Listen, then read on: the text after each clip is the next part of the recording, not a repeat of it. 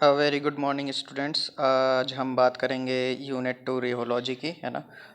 Rheology क्या होती है और इसमें क्या क्या फैक्टर्स होते हैं जो रियोलॉजी को अफेक्ट करते हैं ना।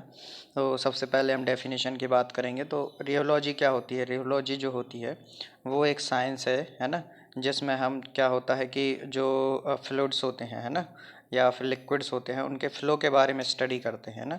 या फिर डिफॉर्मेशन ऑफ सॉलिड, है ना, मतलब हम किसी सॉलिड पर अगर फोर्स लगाएंगे तो उसके जो डायमेंशन है उसमें क्या चेंज आएंगे, उसकी लेंथ में या उसके जो विड्थ है ना। तो ये डिफॉर्मेशन कहलाता है किसी भी सॉलिड का।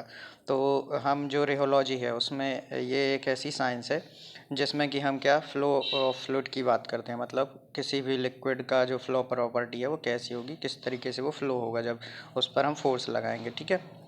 या फिर डिफॉर्मेशन ऑफ सॉलिड, मतलब किसी सॉलिड पर फोर्स लगाने पर उसके डायमेंशन में क्या चेंज आता है ना। तो जो टर्म रियोलॉजी है वो सबसे पहले यूजीन सी बिंघम ने दी थी, है ना। और ये जो टर्म है रियोलॉजी वो ग्रीक वर्ड से मिलके बनी हुई है। रियो मीन होता है फ्लूइड और लॉजिया मीन्स होती है स्टडी, है ना। तो रियोलॉजी एक साइंस है जिसमें हम फ्लो ऑफ फ्लूइड की बात करते हैं, किसी भी लिक्विड के फ्लो के बारे में स्टडी करते हैं, ठीक है। अब देखते हैं हम, आपको जैसे पता ही होगा कि रेयोलॉजी या फ्लो ऑफ फ्लूइड का जो फार्मेसी है उसमें बहुत ज़्यादा यूज़ होता है। जैसे कि आपके डोजेस फॉर्म हुए, जैसे कि जेल्स हुए, क्रीम्स हुए, ऑइंटमेंट हुए, पेस्ट हुए ना। तो इसमें क्या होता है कि ये जो एनवायरमेंटल चेंजेस हैं उसके अकॉर्डिंग इनका जो कंसिस्टेंसी है वो चेंज होती रहती है। तो फ्लो ऑफ फ्लूइड की स्टडी यहाँ पर इन डोजेस फॉर्म की स्टडी में भी हेल्प करती है कि किस तरीके से इनको बनाया जाए, है ना। ताकि क्या है, कंसिस्टेंसी से ही ड्रग रिलीज़ और जो स्टेबिलिटी है, बहुत सारी चीज़ें जो क्या कहते हैं कंट्रोल होती हैं ना। तो जैसे कि मान लीजिए मिक्सिंग अफेक्ट हो जाती है अगर आप ड्यूरिंग मिक्सिंग आप कंसिस्टेंसी प्रॉपर नहीं बना के रखते हैं तो मिक्सिंग नहीं होगी प्रॉपर कंटेंट्स की, है ना। या फिर जब आप यूज़ कर रहे होते हैं तो बॉटल से पोर कर रहे होते हैं तो कैसे वो फ्लो होगा। तो इस तरीके से ये जो चीज़ें हैं वो रियोलॉजी कंट्रोल करती है किसी भी डोजेस फॉर्म में, ठीक है। तो रियोलॉजी में हम दो टाइप के जो फ्लूइड है उनकी स्टडी करेंगे। पहला होता है न्यूटोनियन, दूसरा होता है नॉन न्यूटोनियन सिस्टम। इनकी स्टडी करें इसके पहले हमको कुछ बेसिक चीज़ें पढ़नी ज़रूरी हैं, जो कि हम आगे देखते हैं। जैसे कि आपका सबसे पहले है शियर स्ट्रेस, है ना। शियर स्ट्रेस क्या होता है? ये फोर्स होता है पर यूनिट एरिया, है ना। मान लीजिए एक लिक्विड है ना। लिक्विड का एक यूनिट हमने 1 यूनिट एरिया सेलेक्ट कर लिया, मान लिया 1 मीटर स्क्वायर है, 1 सेंटीमीटर स्क्वायर, है ना। इस पे हमने ये जो एरिया है ना ये हमने सेलेक्ट कर लिया। अब हमने इस पर जो फोर्स लगाया है ना 1 यूनिट एरिया पर, वो कहलाता है आपका शियर स्ट्रेस, है ना। तो इस तरीके से ये शियर स्ट्रेस होता है, 1 यूनिट एरिया पर आपने कितना फोर्स अप्लाई किया, ठीक है।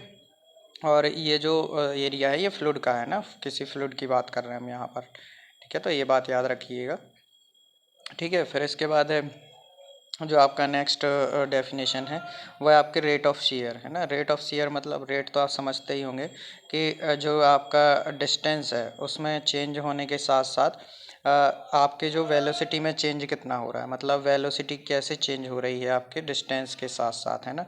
तो change in velocity with change in distance, है ना। तो यहाँ पर v है आपका वेलोसिटी, r है आपका डिस्टेंस, है ना। मतलब आप मान लीजिए एक ये लिक्विड है ना। तो इसमें जैसे जैसे आप डिस्टेंस बढ़ती जाएगी, यहाँ पर कुछ और वेलोसिटी से फ़्लो हो रहा होगा, यहाँ पर कुछ और वेलोसिटी से फ़्लो हो रहा होगा, और जैसे जैसे डिस्टेंस बढ़ती जाएगी यहाँ पर कुछ और वेलोसिटी से फ़्लो हो रहा होता है। ये जो ग्रेडियंट है ना, मतलब जो वेलोसिटी चेंज है विथ चेंज इन डिस्टेंस, ये कहलाती है आपका रेट ऑफ शेयर, ठीक है। आई होप यहाँ तक क्लियर होगी बात आपको सारी। तो जैसा कि आप जानते ही हैं कि आपका जितना ज़्यादा विस्कस होगा लिक्विड, है ना, उतना ज़्यादा आपको पर यूनिट एरिया फोर्स लगाना पड़ेगा एक particular rate of share produce करने के लिए। मतलब जितना ज़्यादा लिक्विड आपका थिक होगा उतना ज़्यादा आपको फोर्स लगाना पड़ेगा आपको एक particular certain rate of share gain करने के लिए ना। तो क्या होता है कि जो रेट ऑफ शेयर होता है वो आपका रेट ऑफ स्ट्रेस के प्रोपोर्शनल होता है डायरेक्टली, है ना। मतलब जितना ज़्यादा मतलब आपका जो शियर फोर्स होता है या शियर स्ट्रेस होता है वो रेट ऑफ शियर के डायरेक्टली प्रोपोर्शनल होता है, ठीक है। और आप जब ये रेट ऑफ प्रोपोर्शनलिटी कांस्टेंट हटा हटा यहाँ से ये प्रोपोर्शनल का एक साइन हटाएंगे तो यहाँ प्रोपोर्शनलिटी कांस्टेंट आ गया, ठीक है। तो शियर स्ट्रेस को हम एफ अपॉन ए से एफ डैश अपॉन ए से डिनोट करते हैं, और जो रेट ऑफ शियर है उसको अपन कैसे डिनोट करते हैं, D V upon D R, है ना। तो यहाँ पर जो आपका ईटा है ये वाला, ये आपका प्रोपोर्शनलिटी कांस्टेंट है यहाँ पर, ठीक है। तो ईटा जो है उसकी वैल्यू आप कैसे निकाल सकते हैं, आप एफ अपॉन ए को एफ लिख सकते हैं ना, ऊपर मैंने यहाँ पर आपको दिखाया था अभी, ये जो है ना, यहाँ F equal to F upon A है, शियर स्ट्रेस को हम एफ से डिनोट कर रहे हैं और रेट ऑफ शियर को अपन जी से डिनोट कर रहे हैं, ठीक है। तो डायरेक्टली हम एफ डायरेक्टली प्रोपोर्शनल टू ईटा जी लिख सकते हैं ना। तो यहाँ पर यही लिखा हुआ है एफ इक्वल टू ईटा जी, है ना। फिर आप ईटा की वैल्यू, जो ईटा है ये ईटा, इसको बोलते हैं विस्कोसिटी किसी भी फ्लूइड की, है ना। जो आपका विस्कोसिटी है वो हो जाएगा आपका एफ अपॉन जी, है ना। इसको ईटा की वैल्यू निकालने के लिए एफ के अपॉन में हमने जी को भेज दिया, है ना। ये जो जी है ये डिवाइड में चला गया, तो ये आपका विस्कोसिटी का फॉर्मूला हो गया, है ना। यहाँ से आप विस्कोसिटी कैलकुलेट कर सकते हैं किसी भी फ्लूइड की, है ना। तो अब आपको हम समझाएंगे कि न्यूटोनियन फ्लूइड क्या होते हैं। अब ये जो फार्मूला था, है ना, ये एफ इक्वल टू ईटा जी, है ना। इसी के बेस पर हम जो है फ्लूइड को डिवाइड करते हैं न्यूटोनियन नॉन न्यूटोनियन में, ना। तो जो न्यूटोनियन फ्लूइड है ना, वो न्यूटन जो है वो पहले साइंटिस्ट थे जिनने फ्लो प्रॉपर्टी को क्वांटिटेटिव टर्म में क्या किया था, एक्सप्रेस किया था, ठीक है। तो जो लिक्विड्स होते हैं, वो लिक्विड जो कि न्यूटन के लॉ को फॉलो करते हैं उनको न्यूटोनियन फ्लूइड कहते हैं। और न्यूटन का लॉ क्या है, एफ इक्वल टू ईटा जी, है ना। मतलब जिन लिक्विड में ये फार्मूला अप्लाई होता है या ये रूल को फॉलो करते हैं उनको हम न्यूटोनियन फ्लूइड बोलते हैं, ठीक है। तो ये फार्मूला आपको कैसे पता चलेगा कि ये फार्मूला को फॉलो करते हैं कि नहीं, न्यूटोनियन रूल को। तो हम क्या करते हैं कि एक वाई एक्सिस पर हम रेट ऑफ शेयर ले लेंगे, जी को वाई एक्सिस पर ले लेंगे, और जो आपका एफ है इसको हम एक्स एक्सिस पर ले लेंगे।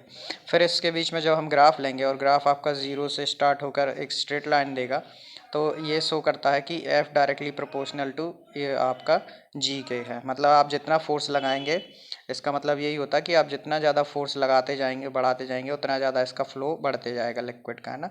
ये डायरेक्ट रिलेशनशिप होता है एफ और जी के बीच में न्यूटोनियन फ्लूइड के लिए। अगर ऐसा रिलेशनशिप आपको मिलता है तो ये आपके न्यूटोनियन फ्लूइड हैं, ठीक है। जैसे कि एग्जाम्पल हुआ आपका water, glycerine, chloroform, syrup, diluted colloidal solution. तो इस टाइप के जो फ्लूइड होते हैं वो न्यूटोनियन फ्लूइड होते हैं, ठीक है। फिर आपके बात आती है आपके नॉन न्यूटोनियन फ्लूइड्स की, है ना। तो जैसा कि आप जानते ही हैं कि वे सारे फ्लूइड्स, है ना, जो कि आपके न्यूटन्स के लॉ को फॉलो नहीं कर सकते हैं, वो कहलाते हैं आपके नॉन न्यूटोनियन फ्लूइड्स, ठीक है।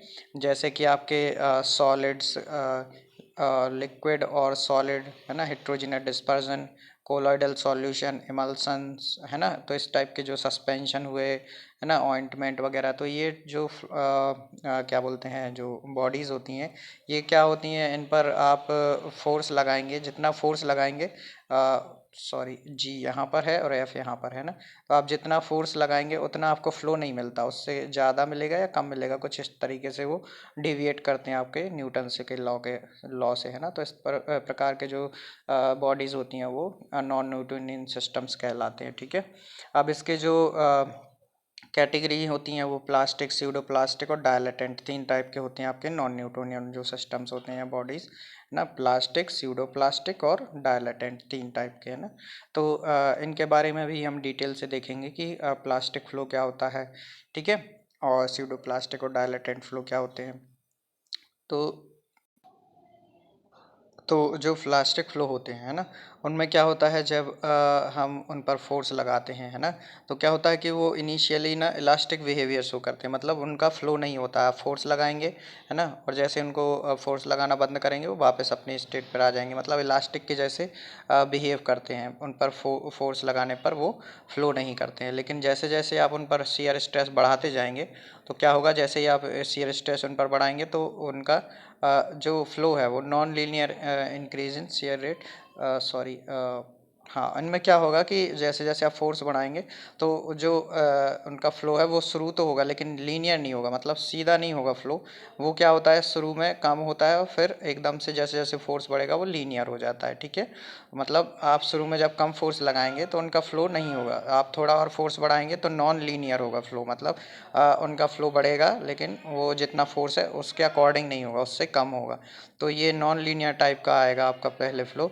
फिर आप जैसे ही फोर्स लगाएंगे और बढ़ाएंगे तो वो लीनियर, जैसे कि आपके न्यूटोनियन फ्लूइड का होता है फ्लो, वैसा उनका फ्लो लीनियर शो करेगा एफ और जी के बीच में, है ना। तो ये रेयोग्राम में आपको इस तरीके से मिलेगा कि पहले आपको फ्लो नहीं मिलेगा, है ना, आपका नॉन लीनियर फ्लो मिलेगा, उसके बाद लीनियर फ्लो मिलेगा।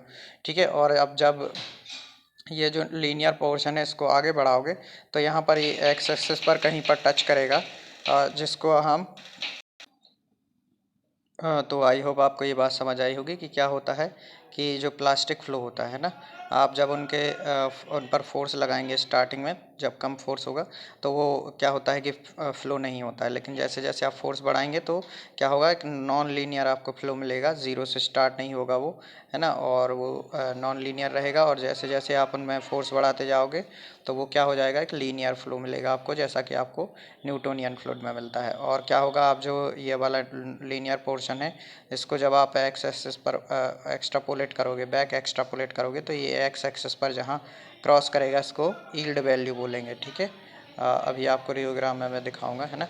तो इस टाइप के जो फ्लूइड होते हैं ये प्लास्टिक फ्लूइड कहलाते हैं। ठीक है, यहाँ पर हम देखते हैं रेयोग्राम में, ये देख सकते हैं आप, है ना। ये जो आपका बी पोर्शन है, ये वाला बी वाला पार्ट है जो ये है आपका प्लास्टिक फ्लो का, है ना। ये देख सकते हैं आप, नॉन लीनियर पोर्शन दिख रहा होगा आपको। ये नॉन लीनियर पोर्शन जो दिख रहा है ये आपका शुरू वाला है, और जैसे जैसे आपने फोर्स बढ़ाया है लीनियर पोर्शन दिख रहा है आपको, जैसा कि आपका न्यूटोनियन फ्लूइड में मिल रहा था। ठीक है, फिर हमने ये जो एक्स्ट्रापोलेट किया है तो यहाँ यील्ड वैल्यू दिखा रहा है ना, वो फोर्स है जो कि हमने एक्स्ट्रा फोर्स लगाया फ्लो के लिए। ठीक है, तो इस टाइप से ये आपके प्लास्टिक फ्लो है ना। और प्लास्टिक फ्लो क्यों मतलब शो करते हैं, जो लिक्विड्स होते हैं वो क्या होता है कि जो आपके कंसनट्रेटेड सस्पेंशंस वगैरह होते हैं, बटर हो गया, कुछ ऑइंटमेंट हो गया, पेस्ट हो गया या जेल्स हो गए, इनमें क्या बताता है कि इनमें फ्लॉक्यूलेशन प्रेजेंट है, मतलब ग्रुप के फॉर्म में, एग्रीगेट के फॉर्म में पार्टिकल प्रेजेंट है ना। तो क्या होता है कि जब आप फोर्स अप्लाई करते हैं, है ना, तो इससे क्या होता है कि जो पार्टिकल होते हैं तो वो क्या होते हैं कि रेस्टिंग कंडीशन में एग्रीगेट बना के रखते हैं, बट जब अपन यील्ड वैल्यू के बराबर फोर्स लगा देते हैं, है ना, तो ये इंटर पार्टिकल कांटेक्ट ब्रेक हो जाते हैं, मतलब ये एग्रीगेशन अलग अलग हो जाते हैं सारे पार्टिकल। ठीक है, और एक मतलब फोर्स और इंक्रीज करने पर उनके बीच में क्या होता है कि मूवमेंट चालू हो जाती है, मतलब पार्टिकल फ्लो होना स्टार्ट कर देते हैं। ठीक है, यहाँ पर हम देखें, ये है जैसे कि एक डायग्राम से समझाया है कि स्टार्टिंग में रेस्टिंग कंडीशन में क्या है, बट ये सारे फ्लॉक्यूल्स बने हुए हैं, एग्रीगेट बने हुए हैं, लेकिन जब हमने यील्ड वैल्यू के बराबर फोर्स लगा दिया तो ये पार्टिकल के एग्रीगेट टूट गए और ये इंडिविजुअल पार्टिकल के फॉर्म में अलग अलग हो गए। और फर्दर इंक्रीज करने पर फोर्स ये क्या है, फ्लो होने लगते हैं, मतलब लीनियर वाला पोर्शन आ जाता है ना। पहले यील्ड वैल्यू के बराबर ये आपके नॉन लीनियर फ्लो मिलेगा, फिर यील्ड वैल्यू के बराबर जब फोर्स लग जाएगा आपका यील्ड वैल्यू के बराबर, तो ये क्या हो जाते हैं कि ये अलग अलग हो जाते हैं ना। और अलग अलग होने के बाद जब अपन फोर्स लगाते हैं तो लीनियर फ्लो शो करते हैं। तो इस तरीके से ये मैकेनिज्म है इनके फ्लो की। ठीक है, तो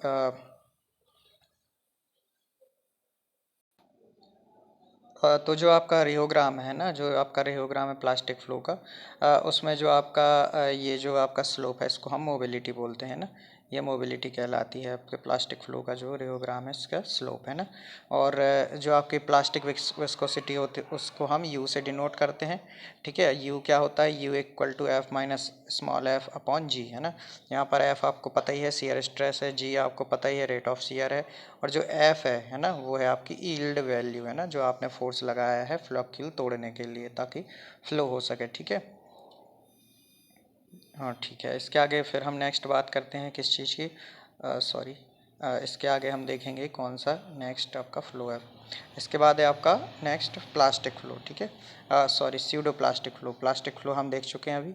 ठीक है, और इसमें क्या होता है, तो स्यूडोप्लास्टिक जो फ्लो होते हैं उसमें क्या होता है कि ये आपका जो रियोग्राम आप जब देखेंगे तो इसको आपको ये ऐसे मिलेगा आपको कि ये ज़ीरो से ही तो स्टार्ट होता है, लेकिन ये जो आपका रियोग्राम होता है लीनियर नहीं होता जैसा कि नॉन न्यूटोनियन फ्लूइड में होता है। ठीक है, इसमें क्या होता है कि ये ज़ीरो से तो स्टार्ट होता है, ठीक है, लेकिन आप जैसे जैसे फोर्स इंक्रीज़ करते जाएंगे, है ना, वैसे वैसे आपका रेट ऑफ शेयर भी इंक्रीज़ होता जाएगा। ठीक है, लेकिन ये लीनियर नहीं होता है, जो आपका रेयोग्राम होता है वो लीनियर नहीं होता है। ठीक है, और आप किसी एक वैल्यू से, एक सिंगल वैल्यू से रेयोग्राम को एक्सप्रेस नहीं कर सकते हैं। आपको पूरा देखना, आपको जो रेयोग्राम है वो पूरा कर्व देखना पड़ेगा, तभी आपको सेटिस्फैक्ट्री आपको जो रिप्रेजेंटेशन है वो स्यूडोप्लास्टिक फ्लो का मिलेगा, है ना। इसके एग्जांपल हैं आपके ट्रगाकेंथ, है ना, in water, sodium alginate in water, methyl cellulose in water, sodium carboxy methyl cellulose in water, है ना। मतलब जो पॉलीमर होते हैं इनके डिस्पर्सन जो आपके होते हैं वो स्यूडोप्लास्टिक फ्लो शो करते हैं। इसका मतलब क्या हुआ कि होता क्या है कि बिगिनिंग में, है ना, ट्रेस्ट कंडीशन में जो पॉलीमर्स होते हैं वो रैंडमली अरेंज्ड रहते हैं ना। पॉलीमर चेन आपके जो डिस्पर्सन है उसमें ऐसे रैंडमली अरेंज्ड रहते हैं। ठीक है, जब आप इन पर फोर्स अप्लाई करते हैं, है ना, तो ये क्या होता है कि फोर्स के डायरेक्शन में अपने आप को ये चेन अरेंज करना स्टार्ट करते हैं। मान लीजिए आप इस डायरेक्शन में फोर्स लगा रहे हैं तो ये चेन्स क्या होती हैं, इस तरीके से अरेंज होना स्टार्ट हो जाती हैं। ठीक है, और क्या होता है कि इनके बीच में जो है ना ये आपका लिक्विड जो होता है वो ट्रैप रहता है ना। इनके बीच में जो लिक्विड रहता है वो इनके अंदर क्या रहता है, ट्रैप रहता है। ठीक है, और क्या होता है, और फर्दर आप जब इन पर फोर्स अप्लाई करोगे, है ना, तो ये जो मॉलिक्यूल्स होते हैं, जो व्हीकल होता है, लिक्विड होता है या वाटर होता है जो भी, वो इनसे रिलीज़ हो जाता है। तो क्या होता है, ये जो सिस्टम होता है ये अब डाइल्यूट हो जाएगा। पहले ये ट्रैप था वाटर, अब रिलीज़ हो गया। रिलीज़ होने से क्या हो जाएगा, ये लिक्विड जो है वो जो सिस्टम है जो डाइल्यूट हो जाएगा। ठीक है, तो विस्कोसिटी कम हो जाएगी। ठीक है ना, आपको समझ आ गई होगी बात मैं क्या बोल रहा हूँ कि क्या होता है, यही चीज़ें यहाँ पर लिखी हुई हैं कि आप जैसे जैसे शेयर रेट बढ़ाएंगे, है ना, तो ये लॉन्ग चेन एक्सेस जो होती हैं इनकी फोर्स के डायरेक्शन में अपने आप को अरेंज कर लेंगी। ठीक है, तो क्या होता जाएगा इन हाँ, फिर क्या होगा कि जो सॉल्वेंट मॉलिक्यूल होते हैं जो कि एसोसिएटेड रहते हैं पॉलीमर से, वे भी रिलीज़ हो जाएंगे, है ना। तो इससे क्या होगा कि जो कंसंट्रेशन है ना, वो लो हो जाएगा। मतलब लिक्विड का जो कंसंट्रेशन है वो आपका लो हो जाएगा, क्योंकि वाटर रिलीज हो गया तो डाइल्यूट हो जाएगा। ठीक है, तो इस तरीके ये मैकेनिज्म है आपकी, ये देख सकते हैं आप जो स्यूडोप्लास्टिक फ्लो है। क्या होता है कि ये जो आप देख रहे होंगे ये है आपके पॉलीमर चेन, और ये जो नीले कलर के जो डार्क अंदर आपके मॉलिक्यूल दिख रहे हैं गोल गोल, ये दिख रहे हैं आपके वाटर के, है ना। क्या होता है, आप जब फोर्स लगाते हैं ना तो क्या होगा कि ये जो है, ये देखिए, ये चैन जो है वो डायरेक्शन में अरेंज होने लगे, है ना। और जब आपने और फोर्स अप्लाई किया तो ये आपके और ज़्यादा फोर्स अप्लाई करने पर ये रिलीज़ हो गया वाटर मॉलिक्यूल, और ये क्या हो गया आपके जो क्या बोलते हैं आपका थिनिंग हो गई, है ना, मतलब पतला हो गया, डाइल्यूट हो गया आपका जो सिस्टम है। ठीक है, तो इस तरीके से ये आपका रिप्रेजेंटेशन है आपका स्यूडोप्लास्टिक फ्लो में, है ना। मैं इसका आपको रियोग्राम दिखा दे रहा हूँ एक बार, क्या होता है, ट्रेंड लीनियर नहीं होता इसमें। ये देखिए, ये है जैसे जैसे आप फोर्स बढ़ाते जा रहे हैं, ये जीरो से स्टार्ट तो हो रहा है, लेकिन जैसे जैसे फोर्स बढ़ा रहे हैं वैसे वैसे आपकी रेट ऑफ शेयर भी बढ़ रही है। लेकिन ये जो है, ये जो आपका रियोग्राम है या आपका जो स्लोप है ये लीनियर नहीं होता, है ना। तो आपको समझ आ गई होगी बात क्यों नहीं होता लीनियर, क्योंकि जो पॉलीमर चेन होती हैं पहले वो डायरेक्शन में, आपके फोर्स डायरेक्शन में अरेंज करते हैं अपने आप को, है ना। और क्या होता है कि उसके बाद जो वाटर मॉलिक्यूल रिलीज हो जाते हैं तो क्या हो जाता है, ये सिस्टम थिन हो जाता है। ठीक है, इस तरीके से ये इसकी मैकेनिज़्म हो गई, और इसके एग्जांपल भी हो गए, है ना। और फ्लो कैसे होता है ये भी आपने देख लिया एग्जांपल के साथ में। ठीक है, फिर जो आपका फार्मूला है ना वो है आपका इसके लिए जो आपका रिहोग्राम होता है ना या कर्व होता है जो आपका स्यूडोप्लास्टिक फ्लो का, उसके लिए फार्मूला होता है F⁴n equal to eta dot dash G, है ना। तो ये फार्मूला होता है आपके जो आपका स्लोप होता है, कर्व होता है उसके लिए। ठीक है, आपके जो स्यूडोप्लास्टिक फ्लो होते हैं उनके लिए। ठीक है, और यहाँ पर जो स्यूडोप्लास्टिक फ्लूइड्स होते हैं, ठीक है, उनके लिए एन की वैल्यू जो होती है 1 से हायर होती है। ठीक है, और जैसे जैसे आपके नॉन न्यूटोनियन सिस्टम की तरफ आपकी कंसिस्टेंसी बढ़ेगी वैसे वैसे एन की वैल्यू भी बढ़ती जाएगी। ठीक है, ये एन जो एक्सपोनेंट के फॉर्म में यहाँ पर है। ठीक है, और इसके आगे आपको ज़्यादा कुछ है नहीं, है ना। इसके बाद आपके जो नेक्स्ट फ्लो हैं वो है आपके डायलेटेंट फ्लो। डायलेटेंट फ्लो क्या होते हैं? जो इस टाइप के फ्लूइड होते हैं उनमें क्या होता है कि जब आप इन पर फोर्स अप्लाई करेंगे, है ना, तो क्या होता है, ये एनहांस रेजिस्टेंस शो करते हैं फ्लो के लिए, है ना। मतलब फ्लो होता ही नहीं है ना। आप जैसे जैसे फोर्स बढ़ाते जाएंगे ये रेजिस्ट करेंगे फ्लो के लिए, है ना। और जब क्या होगा कि आप इनको हाई रेट पर या फोर्स पर इनको शेयर करेंगे, है ना, तो इनका जो वॉल्यूम होता है ना वो बढ़ जाता है, मतलब वो फूल जाते हैं एक तरीके से, है ना। तो इसको इसलिए हम डायलेटेंट फ्लो बोलते हैं ना, क्योंकि ज़्यादा शियर फोर्स अप्लाई करने पर ये इनका वॉल्यूम इंक्रीज़ होता है, ठीक है। और इसलिए क्या होता है कि डायलेटेंट जो मटेरियल होते हैं उनको शियर थिकनिंग भी बोलते हैं, सिस्टम्स, शियर थिकनिंग सिस्टम्स भी बोलते हैं, ठीक है। समझ आया? क्योंकि इनकी जो विस्कोसिटी है वो इंक्रीज़ हो जाती है, ठीक है। आप जब हाई रेट पर इनको शेयर करेंगे तो इनकी विस्कोसिटी बढ़ जाती है, ठीक है। क्या होगा, जैसे ही आप स्ट्रेस को रिमूव करेंगे वैसे ही अपनी इनिशियल स्टेट में वापस आ जाएंगे, है ना। तो जो डायलेटेंट फ्लो होते हैं वो आपके कुछ सस्पेंशंस होते हैं जिनका कंसंट्रेशन 50% से ज़्यादा होता है सॉलिड्स का, है ना। तो वो शो करते हैं, कुछ सस्पेंशंस जो स्टार्च के हैं वाटर में वो शो करते हैं, ठीक है। फिर इनऑर्गेनिक पिगमेंट हुए जैसे वाटर में, है ना। और कैवलिन 12% इन वाटर। तो इस टाइप के जो एग्जांपल हैं वो डायलेटेंट फ्लो शो करते हैं, ठीक है। और जिंक ऑक्साइड 30% इन वाटर। तो ये डायलेटेंट फ्लो के बिहेवियर को शो करते हैं, इस टाइप के जो एग्जांपल हैं, ठीक है। क्या होता है कि जो जब रेस्टिंग स्टेट होती है डायलेटेंट मटेरियल की, है ना, तो क्या होता है कि जो मॉलिक्यूल होते हैं वो क्लोजली पैक होते हैं, ये आप देख रहे होंगे यहाँ पर, ठीक है। और इनके बीच में वाइड वॉल्यूम बहुत कम होता है, मतलब वाइड वॉल्यूम मतलब इंटर पार्टिकल स्पेस, दो पार्टिकल के बीच में जो खाली जगह होती है, ठीक है।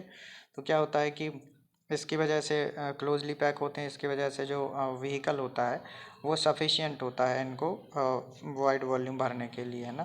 तो जो खाली जगह छोटी छोटी सी होती है वहाँ पर आपका जो व्हीकल होता है वो भरा हुआ होता है, ठीक है।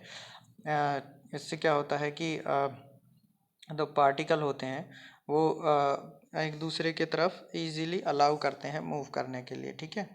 क्या होता है कि इसकी वजह से यहाँ पर ये अभी क्या होगा, जब सफिशिएंट वाटर है यहाँ पर इन पार्टिकल के बीच में तो ये रिलेटिवली लो कंसिस्टेंसी लिक्विड की तरह बिहेव करेगा, है ना। लो कंसिस्टेंसी वाला मतलब जो पतला लिक्विड होता है जैसा फ्लो शो करेंगे, है ना, ठीक है। फिर इसके बाद क्या होगा कि जब आप इन पर शियर अप्लाई करेंगे, है ना, ये नॉर्मल अभी रेस्टिंग स्टेट की बात करी हमने, ठीक है। आप जब इन पे ऊपर शियर स्ट्रेस अप्लाई करेंगे, ठीक है, तो ये जो पैकिंग होती है इनकी क्लोज पैकिंग ये ओपन हो जाती है, ठीक है। समझ आई बात को? ये जो इनकी पैकिंग है क्लोज वाली वो ओपन हो जाएगी और ये एक्सपांड हो जाएंगे, है ना, मतलब फूल जाएंगे सिस्टम, ठीक है। अब इनके बीच में जो वॉइड वॉल्यूम होगा वो इंक्रीज हो जाता है, मतलब इनके बीच में जो खाली जगह है वो बढ़ जाएगी, ठीक है। और इससे क्या होगा कि जो व्हीकल है वो इनसफिशिएंट रह जाएगा ये खाली जगह भरने के लिए, है ना। मतलब जो लिक्विड था वो तो उतना ही है लेकिन जगह बढ़ गई, तो खाली जगह बढ़ने की वजह से ज़्यादा क्या होता है, जो सफिशिएंट होता व्हीकल अभी सफिशिएंट था वो इनसफिशिएंट हो जाएगा।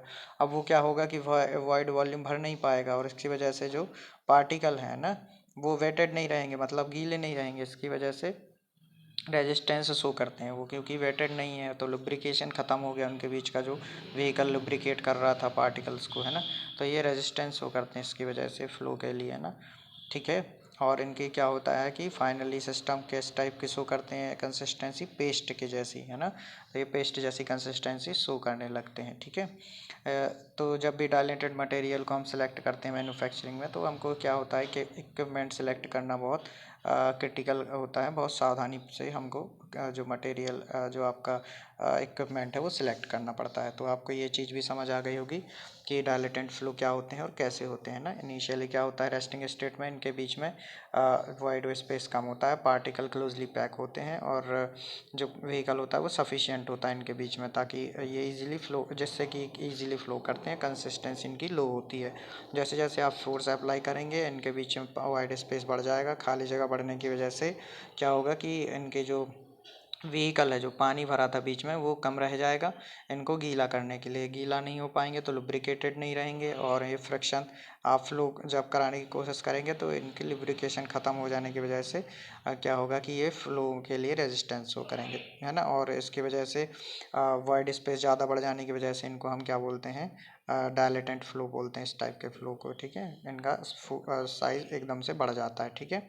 तो ये शॉर्ट में मैंने आपको इसका डिटेल दे दिया। आई होप यहाँ तक आपको सारी बातें क्लियर भी होंगी, है ना। लास्ट में आपका जो टॉपिक है वो है काइनेमेटिक विस्कोसिटी, है ना। ये काइनेमेटिक विस्कोसिटी क्या होती है, जो कि आपके फार्मेसी में जो लिक्विड्स होते हैं ना, उनके जो विस्कोसिटी होती है और उसको जब हम डेंसिटी से डिवाइड करते हैं, या रेशियो होता है ये किस चीज़ का, विस्कोसिटी और आपके जो डेंसिटी होती है लिक्विड की, उसका रेशियो कहलाता है आपका काइनेमेटिक विस्कोसिटी, ठीक है। इसका जो रिप्रेजेंटेशन है वो हम न्यू से करते हैं, है ना, न्यू से, है ना।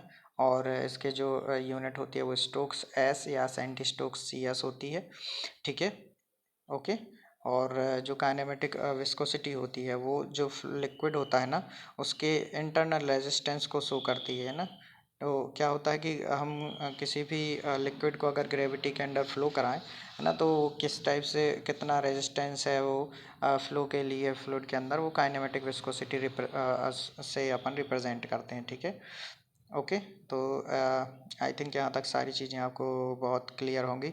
अगर यहाँ पर कोई कन्फ्यूज़न होती है तो आप मुझसे पूछ सकते हैं, ठीक है। Okay, thank you.